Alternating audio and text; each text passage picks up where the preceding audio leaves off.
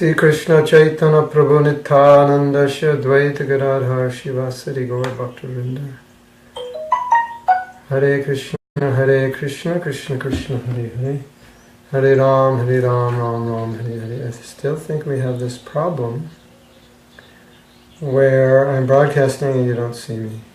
So I'm going to stop and try to... Oh, no, good. Okay, yesterday...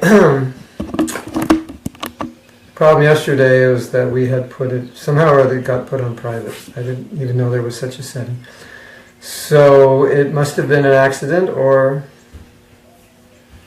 electronics and internet, sometimes like that, it goes in certain modes. So if you didn't watch the video from yesterday, it was put up, and it should also be in my YouTube channel. So we'll just summarize and then add some nuances and additional things today, what we spoke about yesterday. And what we spoke about yesterday also, we had spoken briefly before. When we speak of the topic of self-love, which sounds more like a psychological topic than a devotional topic, but as we discuss, we see it is also a devotional topic. And how it impacts bhakti is that people tend to see God as they see authorities, as they see their parents. And if, let's say, an authority made you feel in some way inferior, unworthy, or unworthy of being loved and so forth, you can see other authorities like Guru, who represents God, and God in a similar way.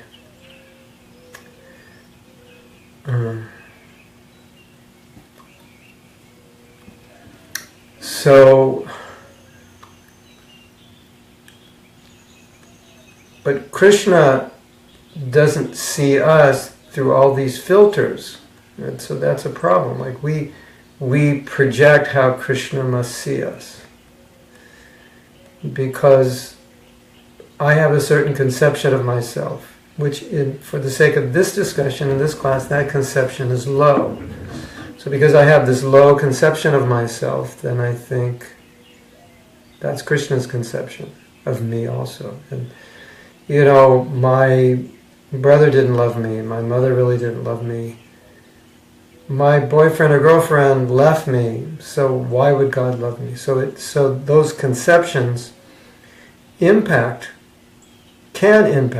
and often do impact, our thinking of our relationship with Krishna, which, if I think, why would Krishna love me, then why would I try to love him? Because it's not going anywhere, it's one-sided. At least it can be looked at that way. So what we discussed yesterday, and we had discussed previously, is that because we are not physical beings, Krishna doesn't look at us like we look at others. It's just like when we look at another person, we evaluate them based on something physical. Are they beautiful? Are they not beautiful? Are they fat? Are they not fat? Are they intelligent? Are they stupid? Do they have talents? Are they good at this? Are they not good at this? Are they just, all they can do is something simple? They're a simpleton. They can't think in complex ways. They're not creative. That's how we look at people, and we judge people that way. And on the basis of that, we like some people more and some people less, on the basis of material qualities. I like this person, they're funny. I like this person, they're beautiful. I like this person, they sing well. I like this person because they have these talents, and I appreciate these talents. And so Krishna doesn't look at us that way, because he's not looking at us physically. So as a soul, we are very nice. Maybe as a mind, we're not so nice. Maybe we have a body that's not beautiful. It's just actually every earth body compared to a demigod body is not really beautiful, even if you think it is. I mean, it looks beautiful if you wear makeup and nice clothes and airbrush it with Photoshop. But from the demigod's point of view, they don't really see it as beautiful. So Krishna is not attracted to anything material. He's fully transcendental. We're attracted to material things. He's not. So therefore, Krishna is not attracted to anything material about us. Now, if we have something material which we employ in his service out of loving devotion, yes, he'll be attracted to that. But material in and of itself, Krishna is not attracted. Just like we know we offer bhoga or food to Krishna. Does Krishna like it? Does he like, what does he like? Bananas? Does he like strawberries? Does he like blueberries? Well, actually, these are all material. So Krishna really doesn't like, has no need for anything material. He's full in himself. He's Atmarama. But when you add this ingredient called bhakti, then he likes it. So now that ingredient bhakti makes it spiritual. It's not just an ordinary banana. It's a banana that's now infused with your love. And that's what attracts Krishna. And then we hear that. We understand. That's our philosophy, isn't it? Krishna is attracted by love. Even in this world, you may be attracted into a relationship because someone has material qualifications. But ultimately, if there's no love and affection, the relationship will go sour. So, like Krishna, we're like Krishna in that sense. But Krishna is completely transcendental, so he's only attracted by the transcendental. So to think Krishna wouldn't like me because of a material disqualification, it's wrong, because he's not attracted or detached or what's the word? Repulsed. He's not attracted or repulsed because of anything material that you may lack or you may have. Oh, I'm intelligent, therefore I can become Krishna conscious. No, that's not supported anywhere in our scripture. If you're intelligent, you could use that intelligence to understand Shastra, and if you use that intelligence to understand Shastra, that's an advantage. So you can employ that in Krishna service. But just because you're intelligent doesn't give you any qualification to love Krishna or be Krishna conscious. It has to be used. And just because somebody is not intelligent doesn't mean they can't be Krishna conscious. And just like Prabhupada said, gopis were simple village girls. So we always use that example to say you don't have to be a great philosopher. And one time Prabhupada said that the purpose of reading my books is to come to pure chanting of the holy name. And if you come to pure chanting of the holy name, you don't need the books because that's the goal. So the gopis, they had love of Krishna, so they didn't have to be great philosophers. Now, even though Prabhupada said they're not great philosophers, the gopis understood their love for Krishna, so they could explain it. They actually could explain the philosophy. But externally, they didn't need to be. They already had a love of Krishna, so it wasn't a requirement.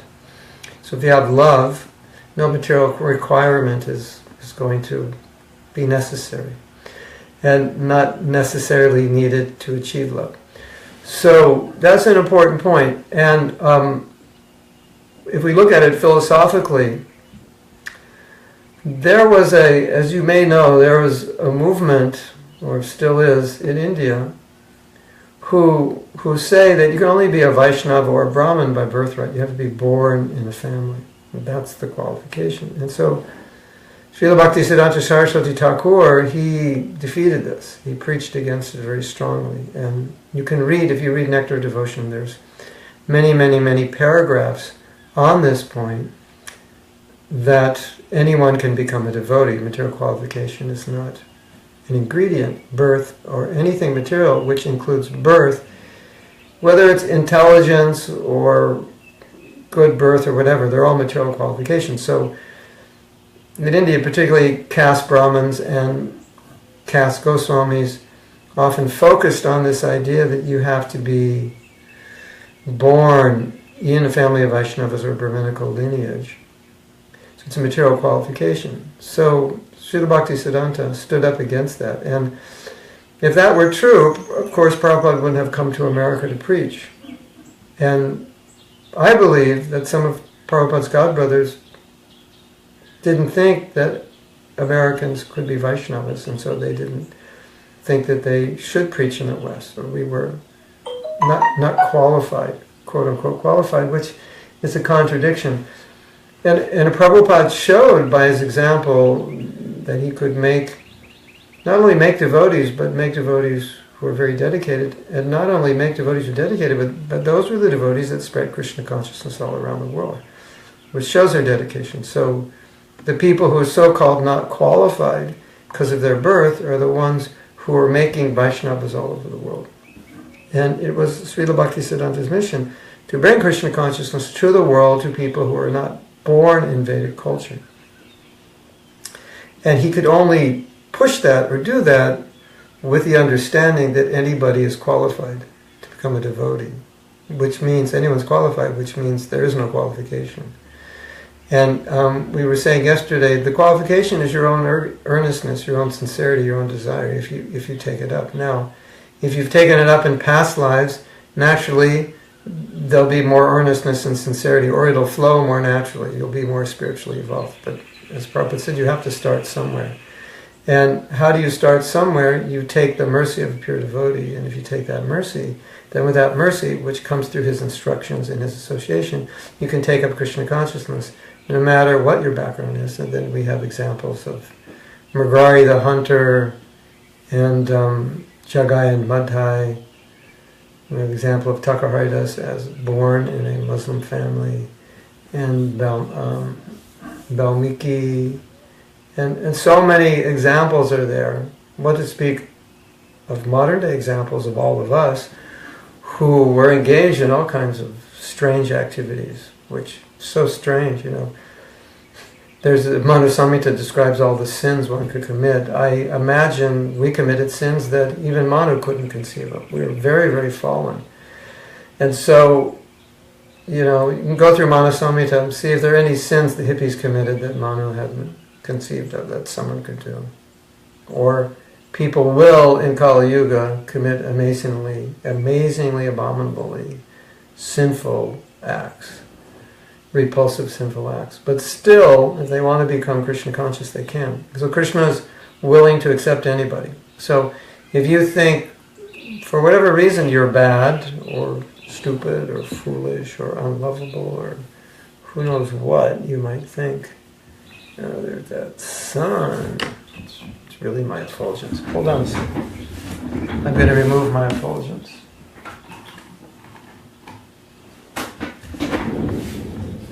So, if you think there's some disqualification, then it's actually a personal subjective view that you're thinking that way, but from Krishna's perspective, from the perspective of our philosophy, it's not true. And so, at the beginning of devotional service, we have this problem. And the problem is we feel and think a certain way, and how we feel and think is not always in alignment with how Shastras tell us to see, tell us to think, and tell us to feel. So this can be an example for some of you. I don't feel I'm worthy of Krishna's love. Well, that's okay, we're not, but He's giving it. So we have to understand that He is not in this, that even if we're not worthy, okay, you can feel not worthy, but it doesn't mean Krishna is not going to give it to you.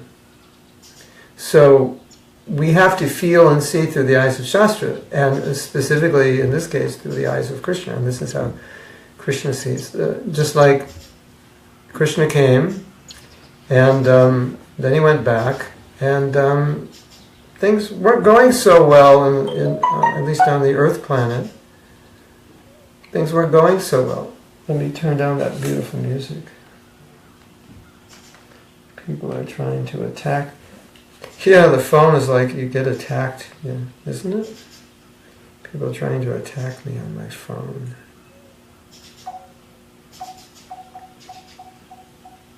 Now you know, like, how often I get attacked.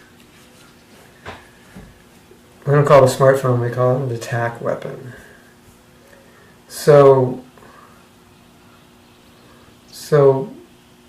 we have, our feelings are subjective, and they may not be in line with Krishna's feelings or Guru's feelings or Shastra. Now, as we advance, our vision becomes a way of not seeing through Shastra, but the way we see, because now our vision and Shastra become more aligned. And then as we advance further, our feelings in Shastra become more aligned. So we're feeling and we're seeing through the eyes of Shastra naturally, without having to readjust. I feel this way, it's the wrong feeling. I see this way, it's the wrong.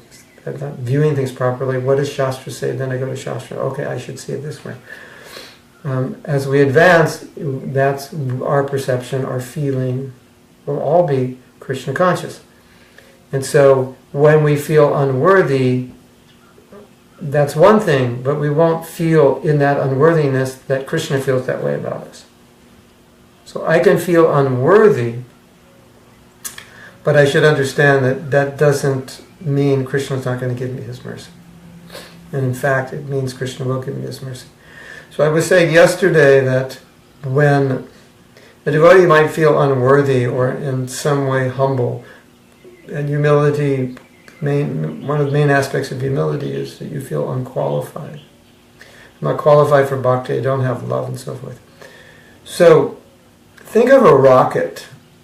Just to get a visual of a rocket. And when humility is proper, when it's genuine, then that feeling unworthy is actually a force under the rocket, and you're the rocket, and the rocket is going back to Krishna. It's a force that propels you closer to Krishna. That I'm unworthy. It brings you to Krishna. It empowers you. It's pushing you to Krishna. I have so many bad qualities. It's pushing you to Krishna. Now, that's an interesting concept, isn't it? That feeling bad, feeling unqualified, feeling wretched, feeling unworthy would be inspiring. And because for us, often those feelings are not inspiring. They're quite discouraging. And if they're discouraging, they're not manifestations on the spiritual platform, or not even sattva guna or vishuddha sattva, but they're manifestations usually of the mode of ignorance.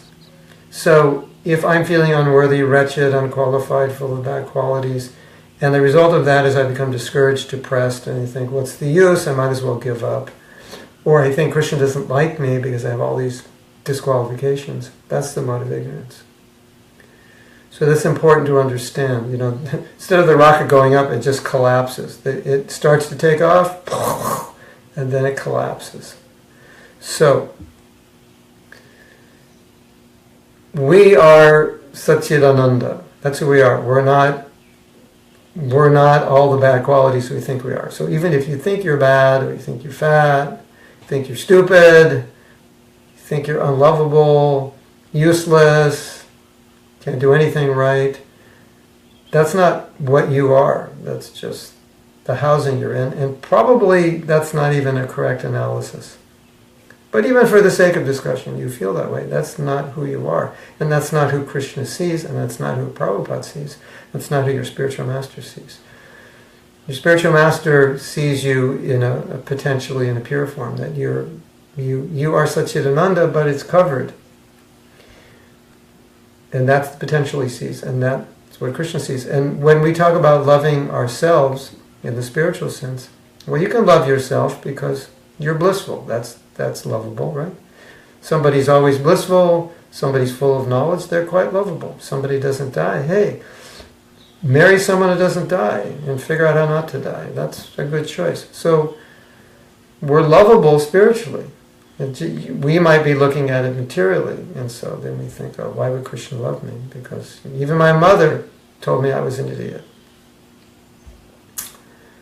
Probably because her mother told her she was an idiot. So, the cyclic succession, right? It just comes down, and then you get the brunt of it. And so, at least understand the way other people see you is not the way Krishna sees you. It's not the way Prabhupada sees you. And I think one of the things that really edifies this discussion is the way Prabhupada spread Krishna consciousness and the people he accepted. Because obviously the people he accepted were raw. They weren't associating with the Hare Krishna movement with thousands and thousands of people and hundreds of gurus and festivals. and being around for a year or two or three or four and then getting initiated. They were coming raw off the street, and they knew nothing, and there was no examples other than him. And as you might imagine, devotees advancing in those days, especially in terms of culture, etiquette, was very, very slow. A lot of devotees still don't know all the etiquette, still don't know all the culture. So Prabhupada was dealing with people who were highly conditioned by their culture. And what he was seeing was that there's a spirit soul in that body, there's a spark of sincerity, a spark of desire to be Krishna conscious. Let's fan that. And that's what he was seeing, and that's what he was loving. And so his tolerance was that he knew the holy name would purify them, and someday they would love Krishna. They would become very advanced. That's what he was seeing. So I think that's proof of Krishna's love and Prabhupada's love. Sometimes devotees say, well, what's the proof that Krishna loves me? I don't see the proof. Well, Prabhupada manifests Krishna's love. Prabhupada is full of Krishna's love, and as a representative, he's channeling. He knows what Krishna wants. And he came to America and he looked at everyone and he didn't say, hey, Krishna, why would you love these people? They're like useless. Look what they do. But Prabhupada knew Krishna loved them. And so he was giving Krishna's love, and he was giving Krishna's tolerance and patience and so forth. So we have to see how Krishna, how Mahaprabhu, Nityananda in saving Jagai Madhai, Takahari Das, saving the prostitute, all these examples of mercy, we have to know that this is how Krishna in Kali Yuga purifies us. It's through mercy, because otherwise we're pretty useless. On our own, we can't do it. We used to have these devotees, I don't know, maybe you still do in some temples, who were, this devotee, they could hardly get up in the morning. They'd eat like 3 plates each meal. They'd end up every afternoon sleeping for 2 hours. But they were sincere, and they were, everybody liked them, and when they were awake, they did nice service. And so we would call them mercy cases. Why are you letting this devotee stay here in the temple? Oh, Prabhu, he's a mercy case. He's sincere. He's a nice person. He does service. Yes, he eats too much. Sometimes he talks prajapa too much. He doesn't always go to the morning program. It's a mercy case. He'll advance. But it's not true that he was the only mercy case. Even the ones who were saying he was a mercy case were mercy cases. Because our Shastra says repeatedly in so many places, it is impossible to get out of Maya. It's impossible. You can't do it. It doesn't matter how much you know, how great a yogi you are, what austerities you do. Ultimately, you can't get out of Maya. What to speak of loving Krishna unless you get the mercy of a pure devotee? Like somehow, that pure devotee has to come, walk on this planet, and instruct you. You have to see him or see his representative, his disciples. That chain, you have to come in contact with that. And that will flip you around. And you have to maintain that mercy. And as long as you have that mercy, then you will advance in Krishna consciousness. So, you have to understand that philosophical point very clearly. That is our philosophy. If you want to put our philosophy in a nutshell, you cannot get out of the material modes of nature on your own. You cannot, there's nothing you can do to love Krishna. You have to get the mercy of a pure devotee through that mercy, through his instructions and his well wishes that you get through following his instructions, which pleases Krishna. You get Krishna's mercy. And only by Krishna's mercy will you advance or will we advance in Krishna consciousness. So if that's the process and no material qualification is necessary, then logically speaking, and this issue of low self-esteem is not always logical, but we're addressing it from a logical point of view. Logically speaking, you have no reason to be discouraged, even if you don't like yourself, because Krishna likes you and Krishna is willing to give you mercy. And secondly, as we said, you don't like yourself. Maybe you look in the mirror and you say, oh, I'm ugly, I don't like myself. That's not who you are. You are the observer who's observing the body. That's who you are. And that's Satchidananda. So you're cool. You're beautiful. You're transcendental. You're wonderful. You're enlightened. You're not old and ugly and gray or whatever it is you are, or that you think you are. You're not that at all. So if you see yourself that way, and you understand Krishna's love for you and Krishna's desire for a relationship, then your feeling unworthy becomes a form of appreciation. I'm unworthy, and the more I feel unworthy, the more I feel grateful that Krishna's accepted me. So it's different, right? Instead of, I feel unworthy, what's the use? I feel unworthy, thank you, Krishna, I'm so unworthy, and you've accepted me. That's your mercy. I feel so appreciative of your mercy, and I know that any advancement I'm making is all due to the mercy of Srila Prabhupada, my spiritual master, and all the Vaishnavas, and Prabhupada's books, and the books of the Acharyas, and all the dhams that I visited, and the kirtans that I participated in. It's just, it's all mercy. It's all just a blessing, and I don't deserve it. I'm the lowest of the low. I'm like a worm and stool, whatever. But I so much want Krishna consciousness. I so much appreciate this mercy, and I have this taste, and I want to be Krishna conscious. I can't give it up. I just have to keep going. That's how we amalgamate this I'm low with this inspiration of appreciation. So that's kind of a summation. It's kind of a summation of what we talked about yesterday, and adding some nuances. I'm just seeing if anyone said anything. Sometimes I think, well, if you have a lot of questions, it's a good class. And sometimes I think, if you have no questions, it's even better, because I explained everything. So maybe this was so good, you have no questions, and now we can continue reading. Yesterday we ended class by discussing a very negative psychological state that some people go through, and it's the feeling that I'm sinful, I'm bad, and I deserve to suffer.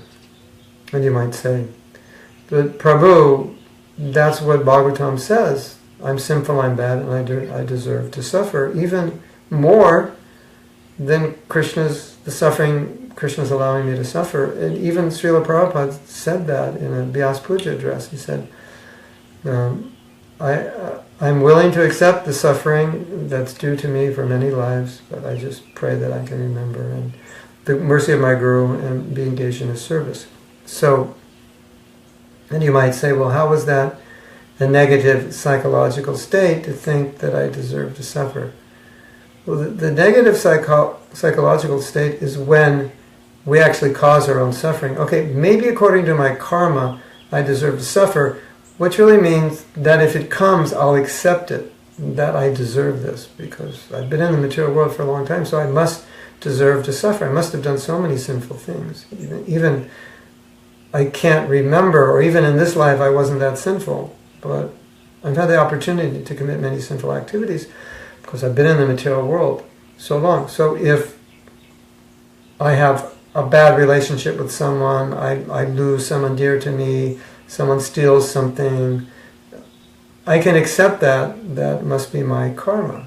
So that's the sense. And I accept, Krishna, you're very kind, I really deserve worse, and you've eliminated most of the suffering. That's the Bhagavatam says, that's how a devotee thinks.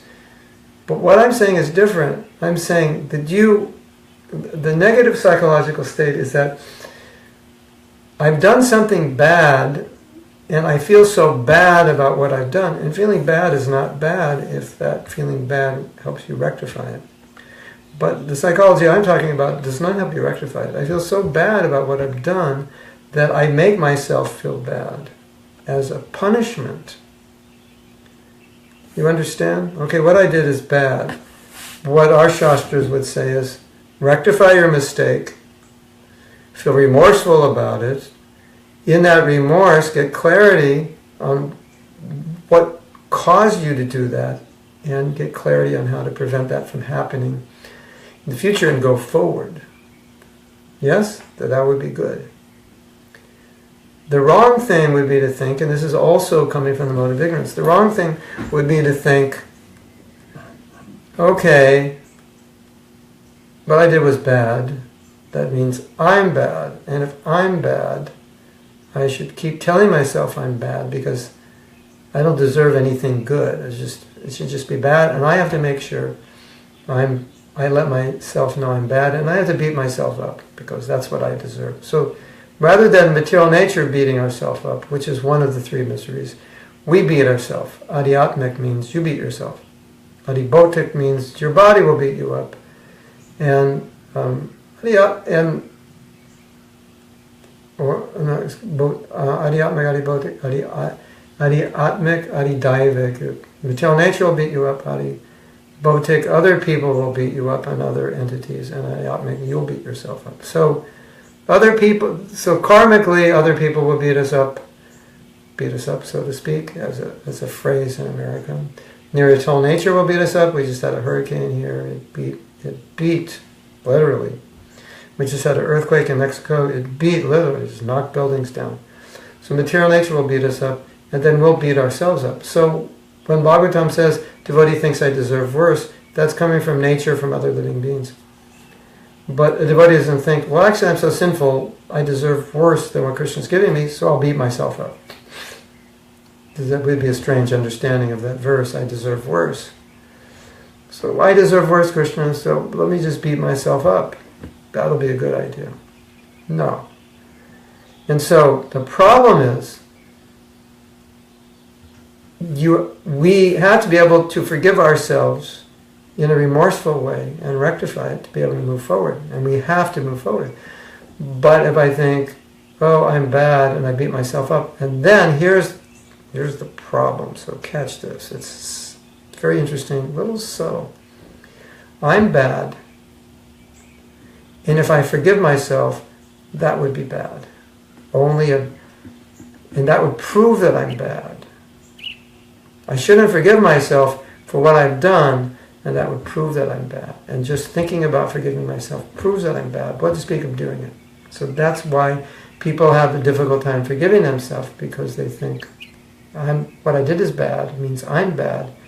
And then to forgive myself would be wrong. It's not wrong if you utilize the forgiveness to rectify yourself and to go forward.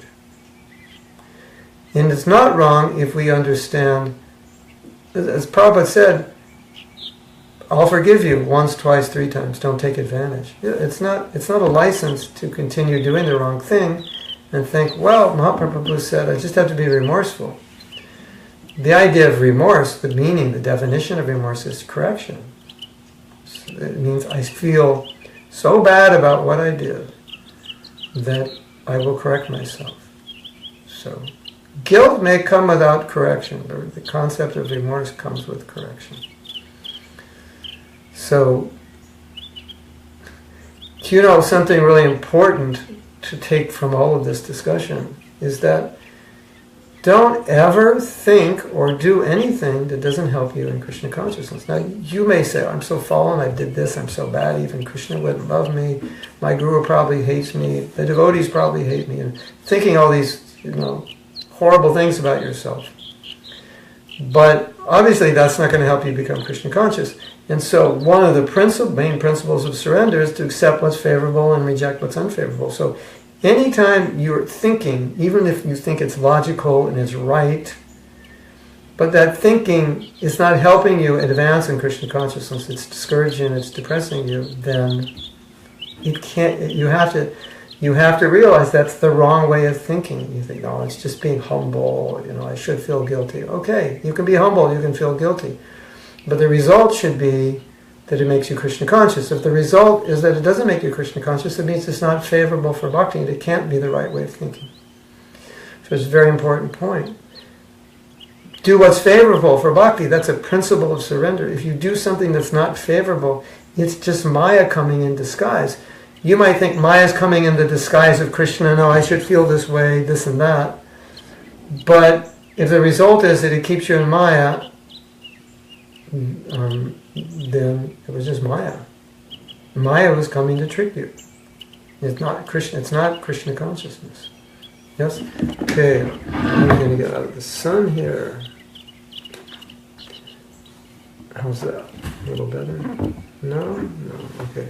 Maybe this way? Okay. What to do? I thought I had the perfect place to give class. Actually, I have a studio inside. But everything's set up here, so it's easier. But if I go in the studio, whoa.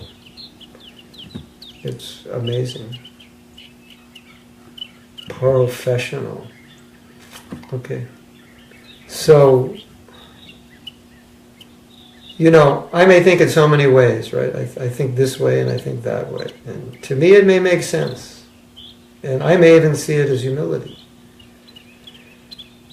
But if the result is I become discouraged, it's not humility, it's not anything. It's just Maya. And Maya has come.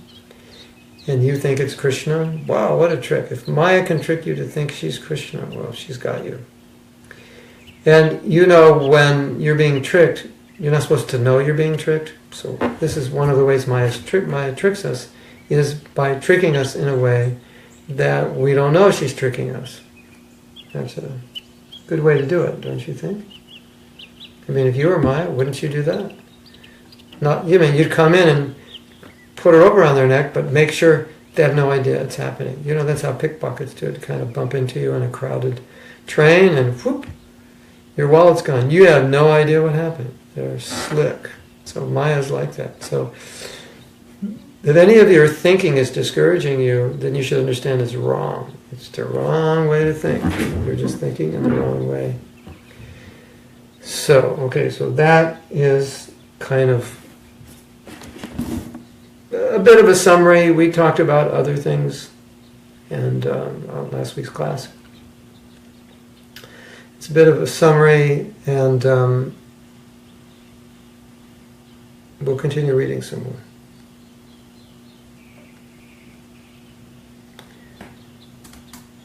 So we're talking about this mentality where you cause your own suffering. If you suffer for not being perfect, perhaps you think this is the price I must pay for my failings, or the price you must pay. That's why people need editors. The price you must pay for your failings, not my failings. I'm editing while I'm reading. Crazy. If you suffer for not being perfect, you think I'm not perfect and you suffer because of that. Perhaps you think this is the price you must pay for your failings, and you would feel bad if you didn't feel bad, because any good person would feel bad for not being perfect enough, and therefore you make yourself feel bad in order to be a good person. Oh my God, did you catch that? It's what I said before. We have to put that up. Guru and Krsna, can you take that sentence? It's the last paragraph. It starts with a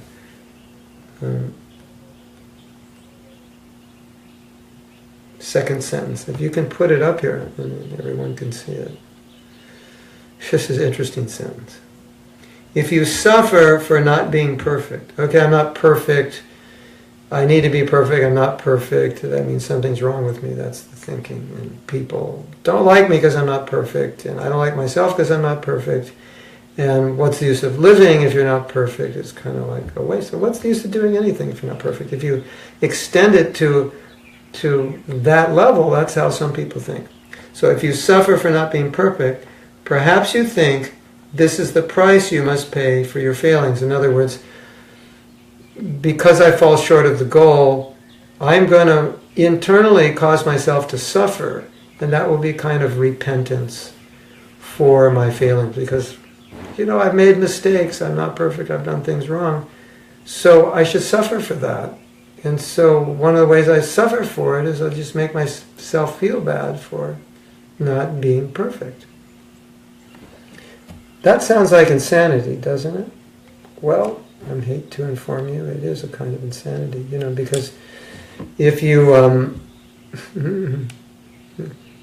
extend that thinking, intensify that thinking, it would drive you crazy. You would feel bad if you didn't feel bad. Okay. If you suffer for not being perfect, perhaps you think this is the price you must pay for your failings. Okay.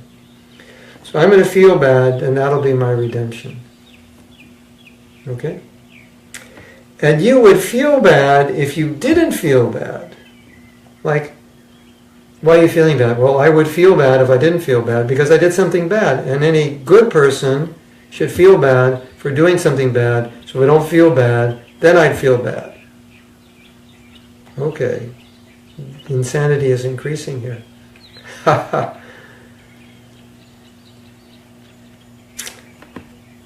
Prabhus, I didn't get this from a book. I got this from observing people. I'm just writing a description down of, like, so much of what I teach. People think, oh, you're reading all these New Age books and this and that and psychology books. Well, I have read some, but I can't remember much of what I read, to tell you the truth. But what I'm teaching you is what I observe in people. I'm observing this. I have some, Krishna's given me some gift to understand the workings of people's minds and emotions. So basically this is like my research work. I'm describing how some people that I counsel think. That's all. So you make yourself feel bad. Okay.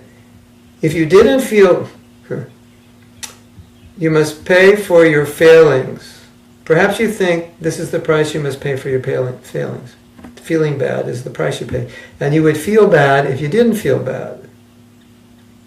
Because any good person would feel bad for not being perfect enough. And therefore, you make yourself feel bad in order to be a good person.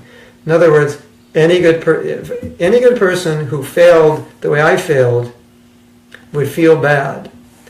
And for me to be a good person, I need to feel bad. And if I don't feel bad, it means I'm a bad person. There is some truth in that if the bad feeling is to rectify the mistake and go forward. If that feeling generates enthusiasm to improve.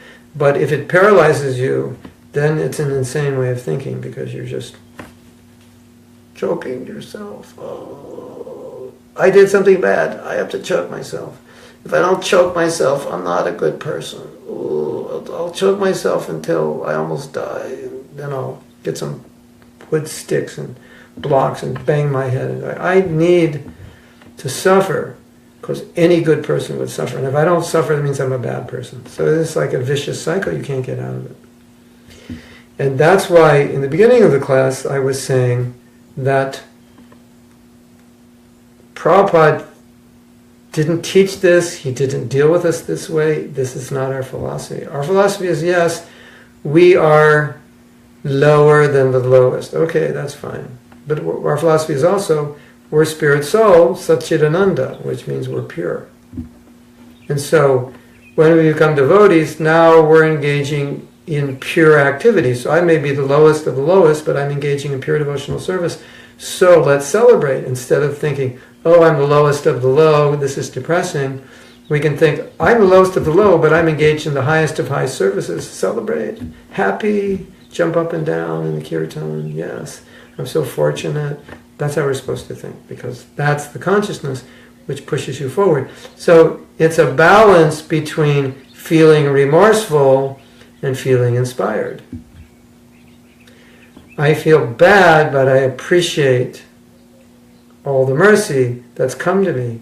And I take advantage of the mercy, and then I go forward. Otherwise, anytime you're feeling discouraged spiritually, it's see, the point I'm making is that spiritual discouragement, so-called discouragement, spiritual discouragement is always inspiring. It always moves you forward. So, like oftentimes we see in prayers of great devotees, they're lamenting, oh, I'm so this, I'm so that. And so we learn from Bhagavad Gita that a person who's self-realized, nasochati, they don't lament. Nakangshati, and they don't hanker. Because usually you lament if you lose something or you don't get something you wanted. You wanted things to turn out this way, they turned out that way. So it causes you sadness, lamentation. So then devotees, especially early in the movement, early days, nobody could understand this because we thought lamentation was material. And then we have songs which are titled Prayers of Lamentation. And so we came to understand that the people who wrote those songs were not in the material world. They were not being afflicted by the energies of this world. They're being afflicted by spiritual energies. And their lamentation, somehow or other, which is, we had to understand this, their lamentation is blissful. Wait a minute, your lamentation is blissful. That seems to be a contradiction. Well, on the spiritual platform, nothing is miserable. Everything is blissful. And on the spiritual platform, there's varieties. So if there's sadness, the sadness is blissful. Like sometimes you go to a movie and it's very sad and you cry, and that sadness is giving you pleasure. So it's not really sadness in that sense. One devotee did Ramayana, I think it was a Ramayana and Mahabharata in New York, off Broadway. And after, he told me that after performance, a man came up and congratulated him and said, "This was wonderful." He said, I really appreciate what you've done. You made me cry. So crying becomes a pleasure, right? In that environment, or you become so happy you cry. So in the spiritual world, there is no misery, but if there is misery, it's blissful. So that's the concept we had to get our heads around. It's everything is transcendental to this world. So there's no suffering, there's no ignorance, there's no unhappiness, nobody's getting old, nobody's fighting, there's none of these things. There's only an energy which is blissful, which is eternal and full of knowledge, and there's only love. So if you're lamenting, that lamentation is actually bringing you closer to Krishna. It's nourishing your love. Your depression is nourishing your love. So it's not material. So yes, you can lament, but if that lamentation is bringing you closer to Krishna, it's spiritual. You can feel guilty, you can feel remorseful, you can feel whatever you want to feel. If it's spiritual, it brings you closer to Krishna. It's blissful, it's not depressing. But if it's depressing, then it's solely coming from the material platform, usually some kind of psychological problem. And what we find, most likely, if it's a psychological problem, it's pervasive. It affects us materially, and it affects us spiritually. It's usually psychological problems are not isolated just to the material or just to the spiritual. They pervade everything. It's a problem that comes up in your relationship with other people. It also comes up in your relationship with your guru. It also comes up in your relationship with Krishna. That's the sad part of it. But the good news is, if you work on it, then it will solve your relationship problems on this plane, then it will solve your relationship problems on the spiritual plane. Because I've seen, and probably you've seen also, that sometimes, due to some personal difficulty, where a person has been, let's say, cheated, betrayed, abused by authority, then naturally when they come to spiritual life and their teachers and their authorities and their gurus, they may have a problem with that because they don't trust authority, because authorities let them down. They were abused by authorities. It's a real problem. I've seen it. We as hippies, it was like, we don't question authority. That was the motto. And we see today a lot of the old Hare Krishna hippies, they don't respect the leaders. All the leaders are bad. Where does that come from? All the leaders are bad. Is that true? Of course it's not true. It's not even mathematically possible that everyone who becomes a leader is bad. Usually people become leaders because they're not bad. That's just the way it is. So where is that coming from? It's the vision is being skewed by personal experience of, we don't like authority. We ran away from our parents' authority. We didn't like the government's authority. We protested that. It can go all the way up to, I don't even know if I want to believe in God, because He has authority. You know what I mean?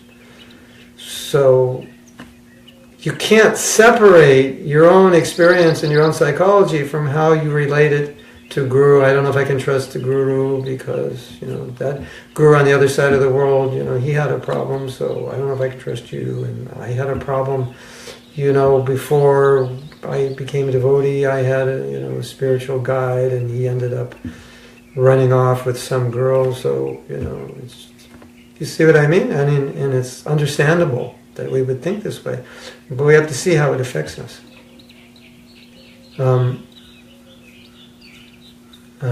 Yeah, it affects us. So at least to be aware that it affects us. It doesn't have to stop us, but at least we need to be aware that the problems on the material plane can affect problems on the spiritual plane.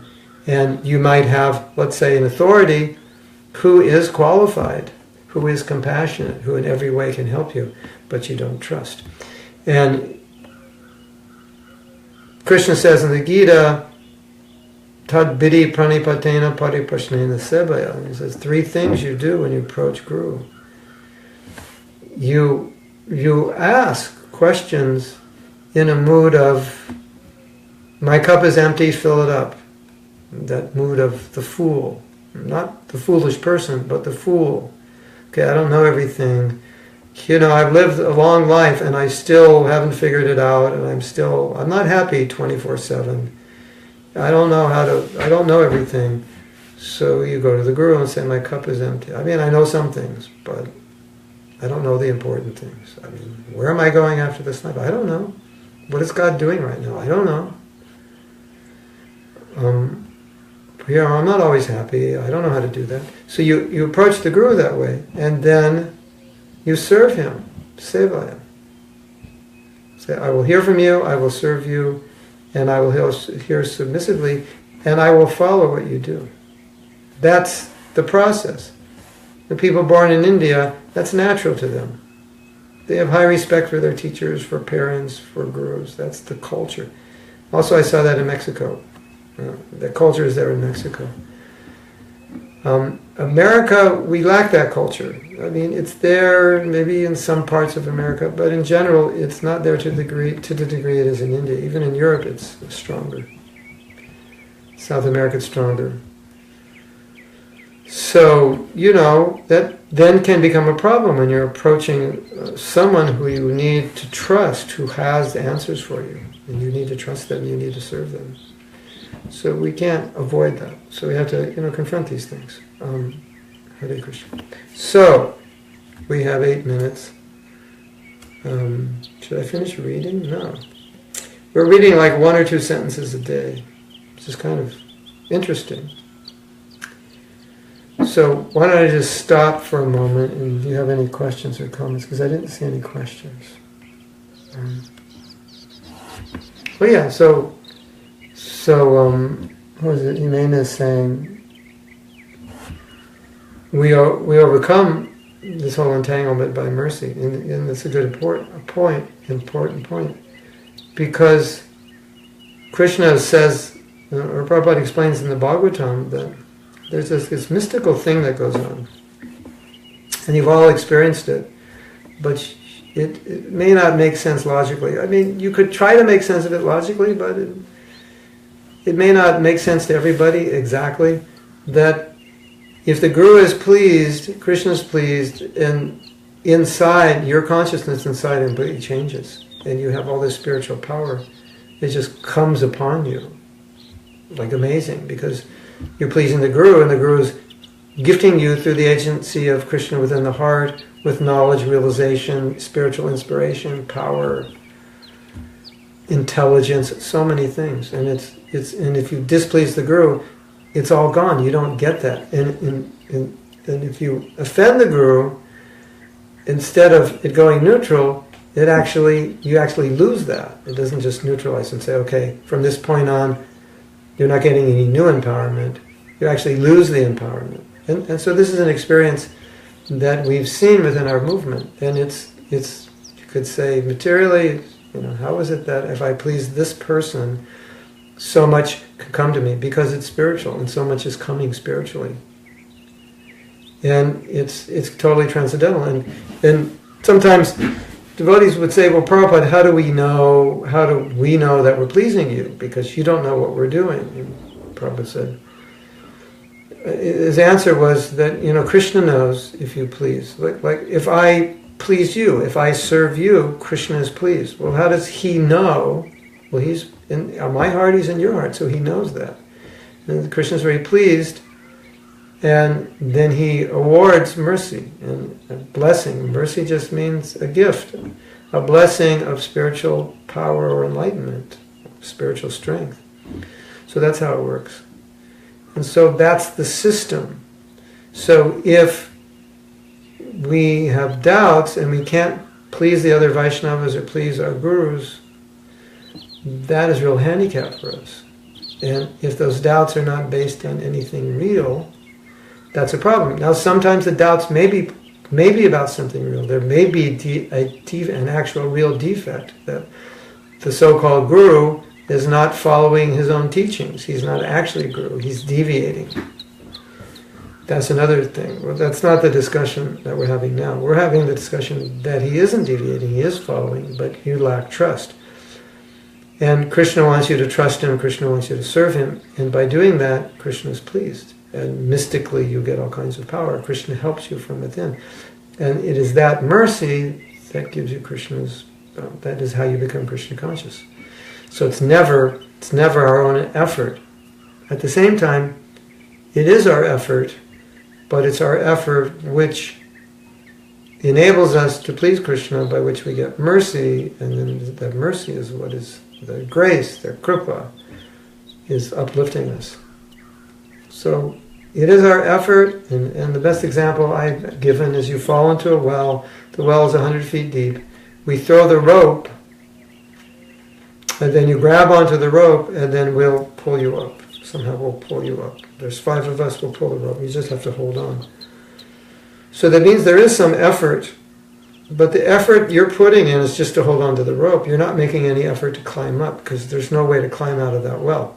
So we make some effort, but the result we get is mercy. The mercy is giving the result. In other words, the effort we put in wouldn't create the result we get. The effort we put in is giving us the mercy, and the mercy creates the result. So if you think of this example, I think it's a really good example. You're putting an effort, but that effort is just holding onto a rope is not going to get you out of a well, right? Here's a rope, so you hold on to it. That's not going to work. And there's no way out of the well. You couldn't do it on your own. But if we're holding the rope, and you're holding, and you just hold on to it, we'll pull you up, then you get out. So the mercy actually pulled you out, but you did something. So that's the idea. So you just have to be in the right situation to get the mercy, and then the mercy will do everything. And then you can become completely pure. And potentially you are pure, and you can love yourself as that pure being, that pure spiritual being you are. You can remember, okay, I don't like the way I look, I'm not that smart, I wish I were smarter, I'm envious of this person, they're smarter than I am, or they do things better than I do. That's okay. But you and them spiritually are both pure and the same. So you can love that self. If you don't love the physical, at least love yourself spiritually and know that Krishna loves you and everything's okay. And I need to run because I have to give another class in an hour, and I have to eat breakfast and leave soon. So it was nice seeing all of you on this wonderful Sunday. And tomorrow, 6:15 Eastern Standard Time, 6:15 Eastern Standard Time, we're going to be talking about dissatisfaction, the causes of it, the remedies of it. And 6:15 Eastern Standard Time is 1 hour and 45 minutes earlier than we started today. It is 2 hours and 45 minutes, is it? 2 hours. It's 2 hours and 45 minutes earlier than now, in case you want to figure. And that is 8:15 Sydney time. And probably about 1 or 2 o'clock European time, depending where in Europe you were. In India, maybe 4:30 in the afternoon. Anyway. Something like 4:45, okay? So, Hare Krishna. Srila Prabhupada ki jai. Go Premanandi Hari Hari Bol. Gauranga.